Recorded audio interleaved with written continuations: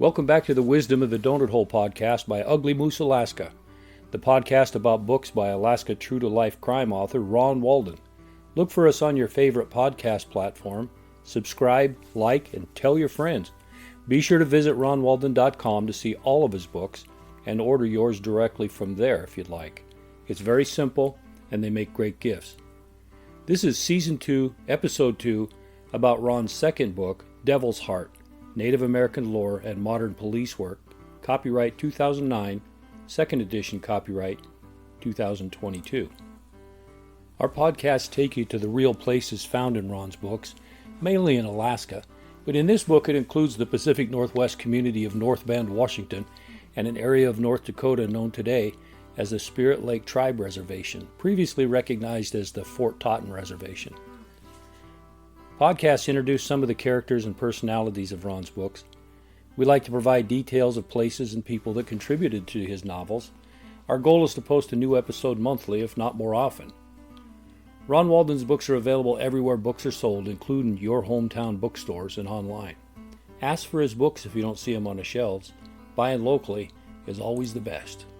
Devil's Heart, Native American Lore and Modern Police Work brings readers to the Spirit Lake Tribe Reservation and its unique culture in North Dakota, where the real Devil's Heart Butte really exists, and to the small Pacific Northwest community of North Bend, Washington, then to Alaska's legendary Matanuska Valley and back. An exciting story of mystery and murders. We're not going to ruin any storylines, but we're going to take you to meet a few characters and see some of the places featured in his books. Thank you for giving us a try. Enjoy the links in the show notes to explore the reservations, the people, culture, and beliefs. They can be found online at wisdomofthedonuthole.blogspot.com. Devil's Heart's a murder mystery. A serial killer of children is relentlessly investigated by Officer Jodi Eagle. Born and raised in a unique culture, his cultural beliefs and understandings instilled since childhood, Jodi won't stop seeking answers for the people he serves in North Bend, following the clues to the last frontier of Alaska and back. Some of the things included, the reservation and other names have been changed over the years, but these are the real people that made this book possible. Some have passed on, others continue celebrating their culture and heritage. Ron Walden's acknowledgments in this book in 2009 said, "It's with great pleasure that I thank the many wonderful people who contributed to this book. When writing on any subject, it's necessary to glean information from every source possible. It's my objective to thank a few of those people now, since I have little personal knowledge of the Native American life, especially life on the reservation. I traveled to North Dakota where I spent time on the Fort Totten Reservation. I thank all the people who made me feel at home there. I hope I've done justice to the information you've given me. Special thanks to Fred and Helen Jacobs for allowing me to stay with them while researching this book. Helen, along with her library associates at the Four Winds School, allowed me access to valuable information I could learn no other way. I'll always remember your hospitality and assistance. My good friends Clarence and Kathy Longy loaned me many reference books and provided personal insights into life on the reservation. Clarence pointed out an error about which schools would have been attended during the time my characters would have been there. There would have been many other laughable errors in this text, if not for the help of this good friend and his family. Many legends and traditions quoted in this book were learned from Lenore White Lightning. She was an invaluable source during my research. These residents of the reservation, each and every one, were my sources in developing the personality of the main character in this book. I hope all their personalities are reflected here, for each of them is a part of this book. Special thanks also to Dr. Paul Turner of Alaska. As a psychologist, he helped develop a believable profile, background, and personality of the villain. With his help, I hope to represent his character's proclivities while neither condoning nor condemning his lifestyle. This book was written on a new computer which I had no idea about operating. Thanks to patient tutoring by my friend, retired City of Kenai Fire Chief Jason Elson, I fumbled through. I thank him for finding all the lost chapters hidden inside this machine. Without Jason, I might have been lost along with the text inside this electronic marvel. Credit must be given to Marthy Johnson for editing this book and making it readable. She made me look good. I also thank Tom Willard for taking time from his silver salmon fishing to do the artwork on the cover. These two friends made this a professional literary work. Most of all, I thank my wife for their basic editing and constructive criticism during the writing of this volume. She's my most severe critic and greatest inspiration. Without her, I'm not sure this book could have been written or even finished. Finally, I thank all my friends who encouraged me to write another book. If you read this and are entertained, I accomplished my goal. Thank you for your support. We don't often read from Ron's books in these podcasts, but today I will read an excerpt from Devil's Heart to better understand who our protagonist, Jodi Eagle, is, and the importance of the many truths, wisdom, and values of the Native American Dakota culture. As Jodi Eagle sat silently to drink coffee, he thought about how different this part of the country was from the Fort Totten Reservation, where he was born and spent his young life. His earliest recollection was of the day when, at about 4 years old, his grandfather took him for the first time to the top of the Devil's Heart Butte. "You must come here often," his grandfather had said, "to pray to each of the four winds, to ask the great Wakan to make you strong and wise." What grandfather had not said was that this was the highest point on the reservation. By coming here, studying each of the four directions, Jodi would never lose his way traveling anywhere on the reservation. Over the years, he'd climbed to the top of that butte many times to speak with the great Wakan. Grandfather repeatedly warned Jodi of the dangers of feeding his bad seed. "Everyone has bad seeds within them," he said. "If you feed it with evil, it will eventually consume your spirit. The Wakan gave us choices, not responsibilities. Each man must choose his own future and care for his own spirit." Grandfather also taught him other values. Always be honest, but be careful not to hurt others with your honesty. Jodi had found this to be a difficult lesson. There were many lessons to be learned over the next several years. The most difficult was the lesson of loss. His mother, Heather Eagle, died at the age of 28 when Jodi was only 9. His grandfather's house was full of friends and family, except for his father. There was laughter and crying, but for Jodi there was confusion. He left the house and walked to the top of Devil's Heart Butte to talk with the Wakan, as he had learned from his grandfather. His grandfather had told him that nothing in nature goes unnoticed. There were always clues to the fact that you've been there. Animals in the woods detect your presence by reading signs you've left there. Scent on the ground, scuff marks on the leaves, the snap of a breaking twig, the silence of the birds. The hunter can walk through the woods without making a sound, yet all the animals and birds know of him. But if you're there to observe, then animals and birds won't mind and they'll come into view for you to see. They won't be afraid. So if you were to see the animals, you must think like the animal, not like the hunter. If his grandfather was right, there were clues to lead him to this killer of children. There were clues, if he only knew where to look. The people of North Bend were going to soon panic. The most recent death of a young girl could well be the trigger. This is a fantastic book with an intriguing story, integrating a unique blend of mystery, investigation, and pursuit of a killer using modern forensics and ancient culture to stay focused in the search for the truth. How does a novice author do this so well? Research and realism. Characters and action conjured from first-hand discussions with people intimately familiar with all the ingredients is the beginning. Familiarity with sites and communities is critical. An author has to be there, not just passing through, but experiencing the communities and places that are the crime scenes and the origins for his stories. An author needs to talk to the grandfather. He needs to see where this character, a young Native American man on the path to becoming a fine investigator, where that person sat and prayed and talked to his spirit guides. A man with integrity, deep love of family, and respect for his culture. Being in those places instills a sense of understanding and brings the element of belief to Ron's stories. He knows the people and the culture. He understands their deep sense of integrity, trust, and belief. Ron's family living on the Spirit Lake Tribe Reservation opened doors for him to witness this cultural importance many times over the years. Ron Walden's dedication of Devil's Heart reveals the character, meaning, and important cultural lore provided by one of his cultural guides and good friend. It's a simple, respectful, revealing dedication, very meaningful to Ron. It simply says, "In memory of my dear friend Clarence Itanchalongi." His obituary uses the spelling Itankan with an E. The online Dakota dictionary includes the spelling Itankan with an I. Both mean leader, the nickname that accurately describes Ron's brother-in-law, Clarence. Clarence was born and raised in the Fort Totten area. He passed away in 2006 at age 71. Having enlisted in the military in the U.S. Navy, he served 21 years with 2 tours of duty in Vietnam. He was buried with full military honors accorded by Veterans of Foreign Wars Post 6547. Clarence married in 1963. He and Catherine had 3 children. With the Spirit Lake tribe, Clarence served as Bureau of Indian Affairs police officer, facilities manager, and Fort Totten housing inspector. Later, he was self-employed in lawn care, snow removal, and trash removal, and most recently as a driver for the tribe's Head Start program. Love of family, friends, and country told the story of Clarence Tonkin Longi.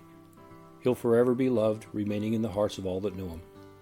He told Ron stories of the butte known as Devil's Heart, stories of cultural lore, vision quest, and the importance of the 4 winds, of religious icons and services atop the butte.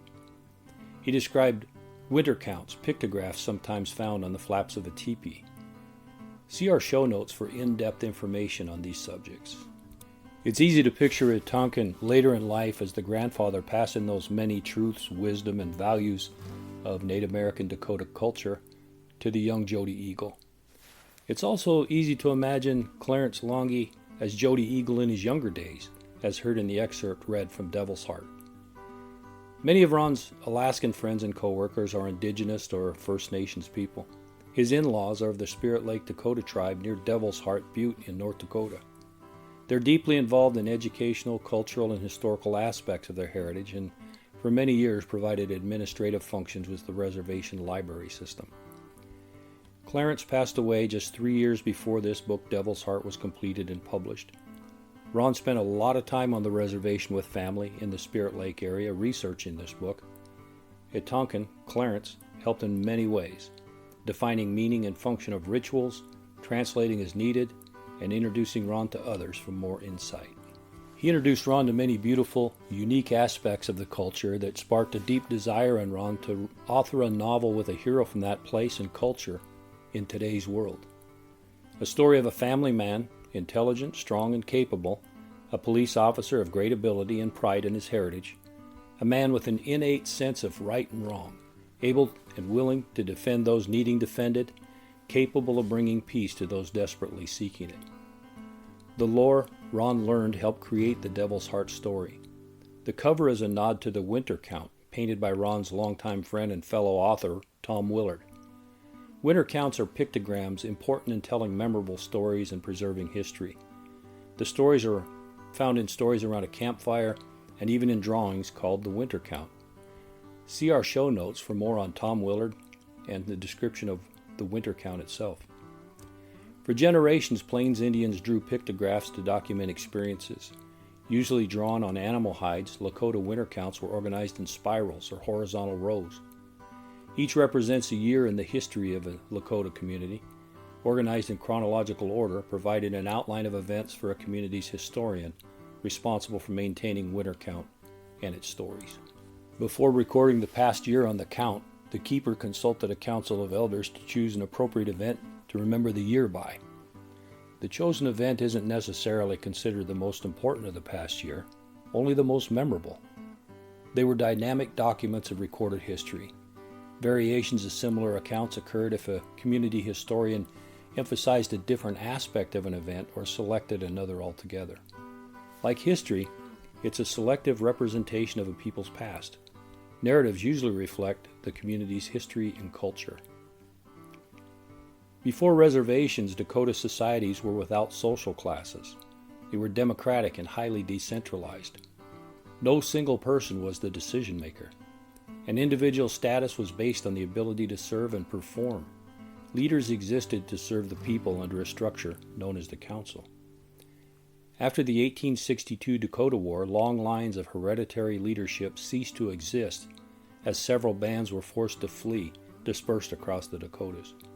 Some leaders were killed, deposed, or even replaced by spokespersons chosen by the U.S. government. In 1867, the U.S. and bands of the Dakota established the Fort Totten Reservation. The name later changed to Devil's Lake Sioux Reservation, and in 1996, the Spirit Lake tribe changed the name to a better translation. A constant in Ron's novel Devil's Heart is the significance of the butte known as Devil's Heart. It's central to investigator Jodi Eagle's strengths, abilities, and integrity in his search for a killer, or killers, half a continent from his home. His sense of responsibility to carry those forward by living the culture he was raised to respect and putting it to honorable use grew from his time on Devil's Heart Butte. On the south bank of the lake is the Spirit Lake Sioux Indian Reservation.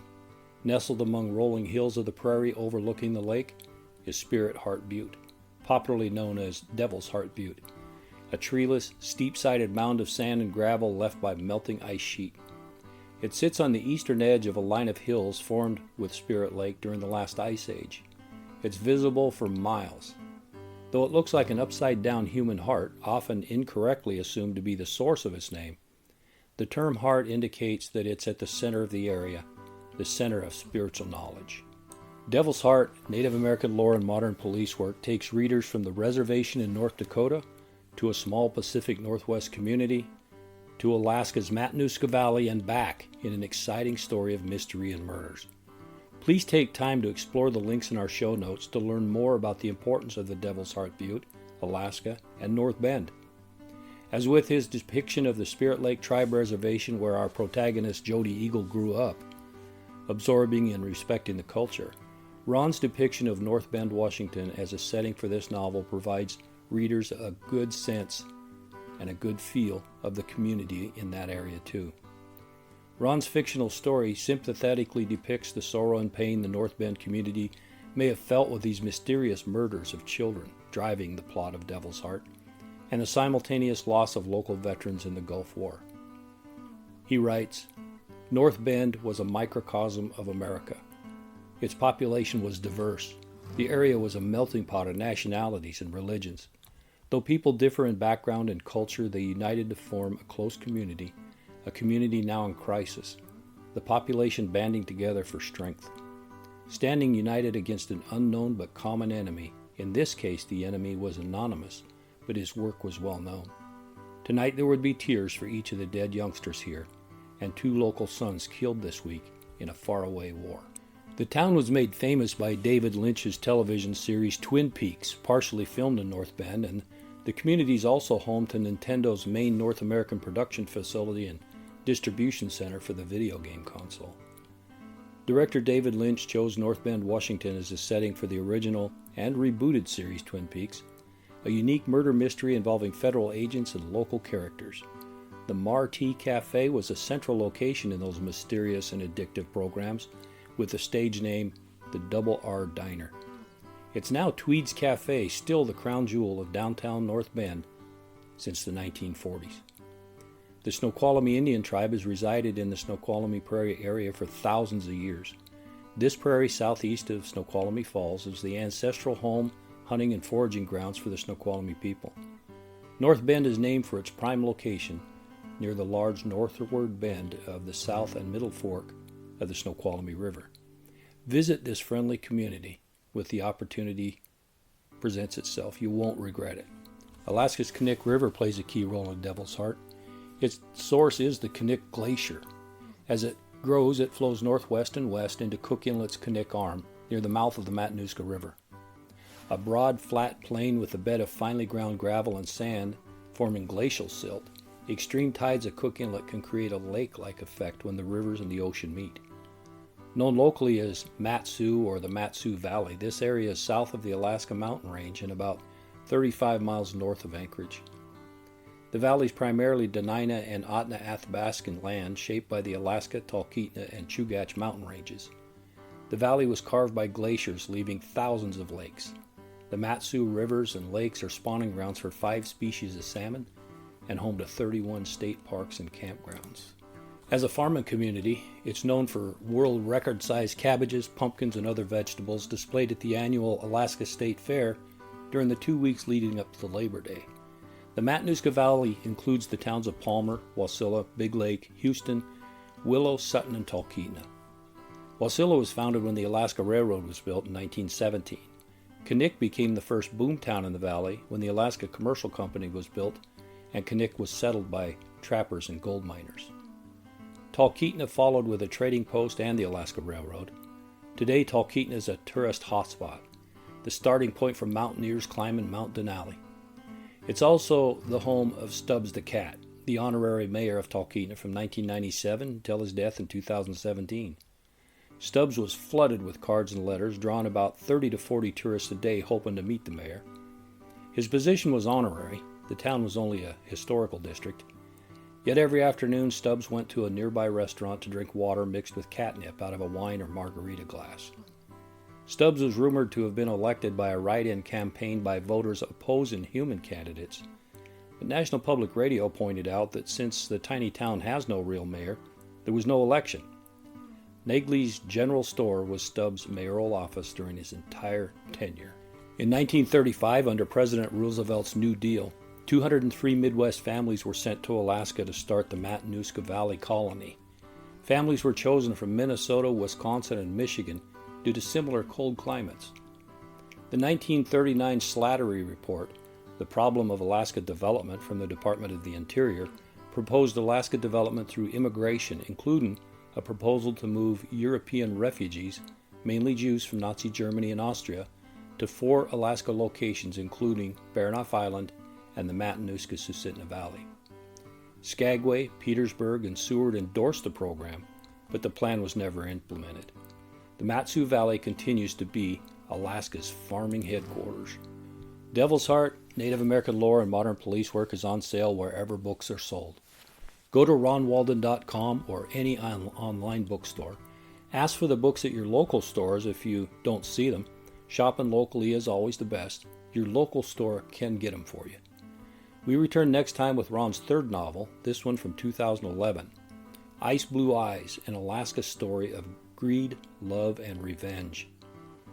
Our podcasts are found on all major platforms, including iTunes, Spotify, Samsung, Audible, iHeart, YouTube, and more. Listen, like, and subscribe on your favorite platform. There should be new episodes out there every month. Order your books today. Check out ronwalden.com for a look at the covers and a synopsis of each book. You can order them directly from there too. It's simple and they do make great gifts. I'm your host, Scott Walden. Read Ron's books, subscribe and like our podcast, and visit Alaska. Episode transcripts and show notes are downloaded and available at wisdomofthedonutholeblog.blogspot.com. And thanks once again to Ray Lankford for the show's theme music titled The Wisdom of the Donut Hole Theme, an instrumental written, performed, and provided with permission by Ray Lankford of Shoshone County, Idaho. Look for more of Ray's music on his website, Ray Lankford Music and Writing. Ray's debut album, Of Many Rivers, is available now on Bandcamp and on YouTube very soon. Thank you for listening.